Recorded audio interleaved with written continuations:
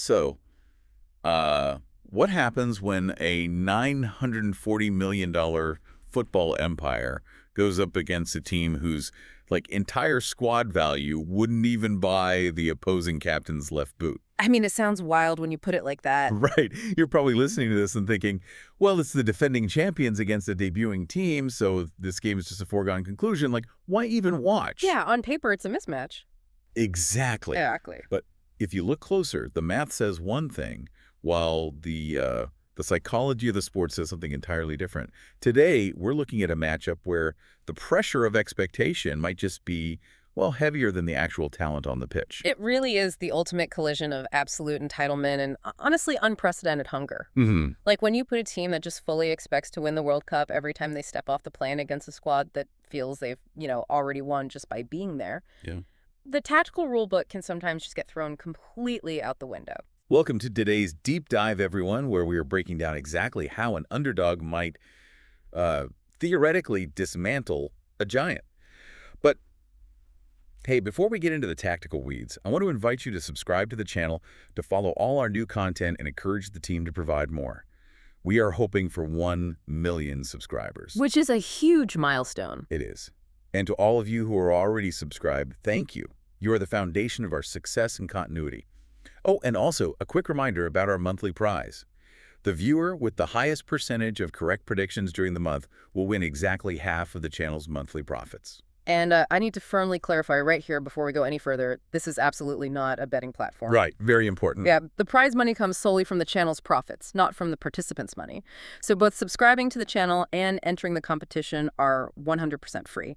It is purely about testing your analytical skills. Okay, let's unpack this. Our mission today is to dissect the highly anticipated Group J clash at the 2026 World Cup taking place at AT&T Stadium. Incredible venue for this, by the way. Oh, absolutely massive. We are looking at the defending champions, Argentina, facing off against the debuting underdogs, Jordan. And, to really grasp the sheer scale of the mountain Jordan is trying to climb, we can't just look at the current rosters. We have to look at the institutional weight of their histories. You really do. I mean, when you look at the Argentine Football Association, you're looking at an institution founded way back in 1893. That's just wild. Right. Football is practically their primary religion. They boast 3 World Cup titles, 1978, 1986, and of course, the incredibly emotional triumph of 2022. Unforgettable. Plus, add 16 Copa America titles to that. They're arriving at this tournament ranked in the top 3 globally, and this marks their 18th World Cup appearance. The jersey itself just carries an intimidating aura. Yeah, it's heavy. And then you pivot to the Jordan Football Association, founded in 1949, so a bit later, and there are World Cup debutants. Brand new to this stage. Exactly. They are ranked around 63rd globally right now. And before this tournament, their absolute pinnacle, their greatest continental achievement, was a brilliant but ultimately heartbreaking run to become the 2023 AFC Asian Cup runners-up. Which was a fantastic run, to be fair. It really was. So the psychological starting points are just light years apart. But that stark difference in their historical pedigree isn't just trivia, It directly translates to how they survived their respective qualifying campaigns. Yeah, exactly. The qualifying journey acts as a psychological forge. Argentina's road to 2026 was, for all intents and purposes, it was a victory lap. Totally. The CONMEBOL round robin is notoriously brutal. You've got 18 matches across wildly different altitudes, climates, hostile environments. Playing in La Paz is never easy. Right, but Argentina just dominated it. They finished with 12 wins, 2 draws, and just 4 losses. They scored 31 goals, man, and only conceded 10. They practically cruised. Yeah. I mean, the defining moments of their qualification were just flexes of pure dominance. Yeah. They had that historic 4-1 thrashing of Brazil right in Buenos Aires. Brutal. And that dramatic, almost theatrical 90th minute Messi free kick against Peru. They played every game with the swagger of a team that just knows they own the building. Completely. But for Jordan, the AFC qualifiers were a completely different beast. If Argentina's journey was a victory lap, Jordan's was like climbing a sheer cliff face in a hurricane without a safety rope. That is a perfect way to put it, honestly. They really had to survive the grueling AFC group stages. They finished second in Group B with 4 wins, 3 draws, and 2 losses. Talk about fine margins. Yeah, they didn't have the luxury of cruising at all. Every single point was a dogfight. And you could really see that desperation in their defining moments. Like, they survived thanks to an incredibly dramatic late goal against South Korea. Oh, that was insane. Right. And then they finally booked their ticket to North America with a clinical 3-0 win over Oman. A massive part of that survival was their striker, Ali Olwan, who basically put the nation on his back with 9 goals in qualifying. He was phenomenal. But here's what I am wondering. Like, that kind of grueling cliff climb builds resilience, sure, but resilience alone doesn't stop Lionel Messi. No, it definitely doesn't. It really comes down to the completely opposite philosophies of the 2 men standing on the touchlines, doesn't it? It absolutely does. I mean, a team is just a reflection of its architect. For Argentina, Lionel Scaloni is, well, he's practically a mythical figure at this point. King of Argentina, basically. Right. He is the only manager to win both a World Cup and a Copa America for Argentina. His philosophy is built around a fluid 4-3-3 system. But what makes Scaloni brilliant isn't just the formation, it's how he uses progressive, high-possession football to just suffocate opponents. Constantly on the ball. Exactly. He relies on an aggressive high press, meaning the second Argentina loses the ball, boom, 3 players instantly swarm to win it back before the opponent can even breathe. And crucially, he has an incredible knack for blending, seasoned, tournament-hardened veterans with hungry youth. So Scaloni basically wants to put his hands around the opponent's throat from the opening whistle and never let go. Exactly. Now, on the other side, Jordan has Jamal Salami. He's a Moroccan tactician who took the reins in 2024. He was a player himself, and he brings a deeply pragmatic, almost cynical approach to the dugout. Very results-oriented. Yeah. He has completely transformed Jordan into this highly organized defensive unit, usually deploying a 3-4-2-1 or a 4-2-3-1 setup. So instead of fighting for possession, he relies entirely on rapid counterattacks. But let me push back on that for a second. Sure. I'm looking at this on paper, and I have to wonder, can a manager's disciplined low block actually neutralize a World Cup winning machine like Argentina? Yeah. Because sitting back against that much attacking talent feels less like a strategy and more like, I don't know, inviting a slow, agonizing execution. See, what's fascinating here is that Salami's real superpower isn't just drawing defensive lines on a whiteboard, it's psychological engineering. Okay, interesting. Yeah, he is a master at instilling a nothing-to-lose mentality. To understand this, we need to quickly demystify the low block. Right, let's break that down for the listener. A low block basically means that instead of chasing the ball all over the field, Jordan's entire team retreats deep into their own half, forming this impenetrable wall of bodies right in front of their penalty box. But, and this is key, a low block only works if every single player is willing to suffer. To just run and chase shadows. Exactly, to run without ever touching the ball for 80 minutes. So it requires a massive ego check from the players. Precisely. And Salami has them playing with this incredible selfless unity. When you are a massive underdog, the absence of expectation makes you incredibly dangerous. Because there's no pressure on them. Right. If it is 0-0 at the 70th minute, the pressure isn't on Jordan. The pressure is entirely on an Argentine squad burdened by the expectation of defending a world title. The Argentine players start to panic, they push too far forward, abandoning their defensive shape, and that is exactly the trap Salami is waiting to spring. Oh man, that makes total sense. The psychology dictates the physical tactics. Now, before we move from theory to practice and look at how these systems actually clash on the grass, I want to take a quick second to ask you to subscribe to the channel. We are on a mission to reach that 1 million subscriber milestone, and we truly thank you. You are the absolute foundation of our channel's continued success, and we just couldn't do this without you. So true. Well, let's take those tactical philosophies and look at the predicted lineups, because the personnel reveals exactly how this battle will be fought. Right, let's get into the names. Argentina is rolling out their classic 4-3-3.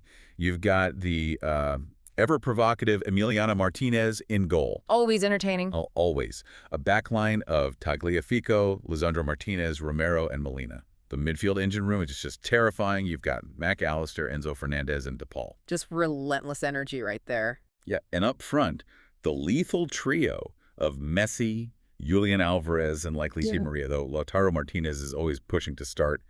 Their average age is around 28, and almost every single one of them plays for an elite club in Europe's top 5 leagues. It is literally a squad built of battle-tested millionaires who play high-stakes Champions League football every single week. Yeah. Contrast that with Jordan's expected 3-4-3 or 4-2-3-1. You have Abu Laila in goal, a defensive core featuring Obaid, Al-Arab, Nasib, and their captain, Ehsan Haddad. Solid group. Yeah, and Al-Rawabde and Al-Rashdan are the anchors in the midfield. They're tasked with doing all the dirty work. And in the attack, Al-Fakuri, Al-Mardi, their star playmaker Al-Taamari, and Al-Wan leading the line. Their average age is around 27, but here's the kicker. The vast majority of these players are based domestically or in Gulf leagues. Looking at the statistics, like the actual hard numbers behind these squad, the clash of styles is staggering. Argentina averages 61% possession, over 16 shots a game, and an 89% pass accuracy. Wow. Right. They don't just hold the ball. They use progressive possession to constantly probe, moving the opponent side to side until a gap just opens up. Well, Jordan's numbers look almost anemic by comparison, but you have to remember that is entirely by design. It's intentional. Exactly. They average just 42% possession, about 8 shots a game, and a 78% pass accuracy. They don't want the ball in non-threatening areas. They actively invite Argentina to pass it around the middle of the pitch. It's like they're saying, go ahead, exhaust yourselves trying to pick the lock. Yes, it's like a coiled spring. The longer Jordan sits back, absorbing pressure, the tighter the spring gets. Oh, I like that analogy. Thanks, yeah. When Argentina inevitably makes a passing error, Jordan releases all that stored energy into a single, rapid offensive transition, specifically exploding into the spaces out wide via their wingbacks. And that brings us perfectly to the strengths and weaknesses of these systems. For Argentina, the strengths are, well, undeniable. World-class talent, immense tournament experience, a manager who adapts perfectly in-game, and lethal set pieces. Check, check, check. Exactly. But I'm looking at their high defensive line, and I have to wonder if that is their Achilles heel here. It could be. If Molina and Tagliafico are pushed all the way up the pitch trying to break down the low block, they are leaving massive oceans of green grass behind them, right? Right. And we're looking at a back line that is starting to age. Doesn't that invite a disaster against a team specifically built to counterattack? Oh, it is the exact vulnerability Jordan's entire game plan is built to exploit. Jordan's greatest strengths are their team unity, their clinical counterattacks, and that absolute freedom from expectation we talked about. But, we cannot ignore Jordan's glaring weaknesses. They have a severe lack of bench depth. If the starting 11 gets exhausted, the drop-off in quality from the substitutes is steep. And playing a low block is exhausting. Exactly. Plus, they have 0 World Cup experience prior to this tournament, which can definitely lead to stage fright. And structurally, they have shown a repeated vulnerability to defensive errors when dealing with crosses into the box. Yeah, we saw exactly how punishing that vulnerability can be just recently with Yazana Al-Arab's incredibly unfortunate own goal against Austria in their opening match. A heartbreaking moment. It really was. But, when you invite pressure, you invite crosses, and eventually human error kicks in. But tactical structures like the low block and the high press often rely on moments of individual brilliance to actually unlock them. And the individual matchups here are just wild. They really are. You have to look at the talisman for each side to see how the game will pivot. We are literally looking at the global icon versus the Jordanian Messi. I love that. Right. On one side, you have Lionel Messi, Argentina's captain, chief playmaker, and top scorer. He's carrying a market value of around $150 million, and he is entering his 6th World Cup at 38, turning 39. Just unbelievable longevity.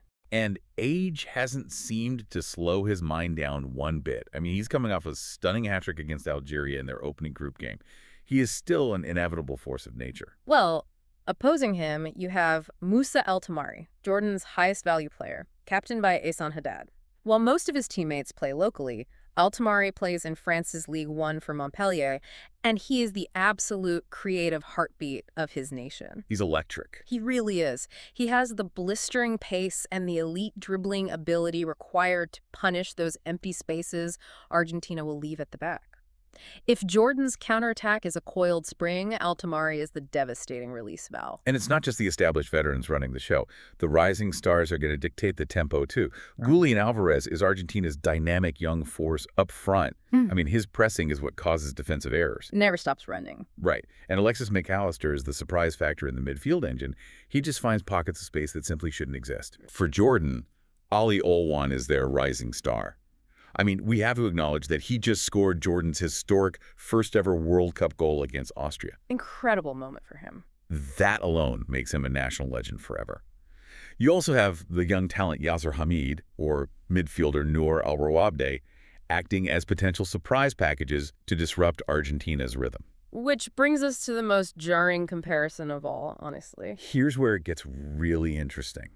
When you zoom out and directly compare the two squads, it is the purest definition of David versus Goliath. Yeah.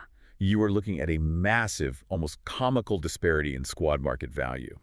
Argentina's 26-man squad is valued at roughly $940 million. Wow. And Jordan's entire squad is valued at around $15 million. That is just... I know. The international experience gap, the pedigree, the individual accolades, it's a chasm. But as the old football cliche goes, bags of money don't score goals. It comes down to human beings executing under pressure inside those 90 minutes. Yeah. And right now, the specific context of Group J makes this match incredibly tense for both sides. Let's talk about those Group J scenarios. Currently, Argentina sits comfortably at the top of the group with 3 points and a +3 goal differential after completely dismantling Algeria 3-0. Easy work for them. Yeah. Jordan, unfortunately, is sitting at the bottom with 0 points after a spirited, highly competitive, but ultimately heartbreaking 3-1 loss to Austria. That loss really changes the stakes for them today. It creates a situation where the stakes are highly asymmetrical. Let's look at the pessimistic scenarios first. Okay. For Jordan, a pessimistic scenario is that the stage simply becomes too big. The psychological hangover from the Austria loss lingers. Early defensive errors against Messi and Alvarez lead to a heavy, demoralizing defeat. Which would mean a swift and mathematically certain group stage exit. Exactly. Now, for Argentina, the pessimistic scenario isn't really about getting knocked out of the group. It's about the physical and mental toll. Maybe they suffer early injuries to key players while trying to break down Jordan's physical low block. Yeah, that's a real risk.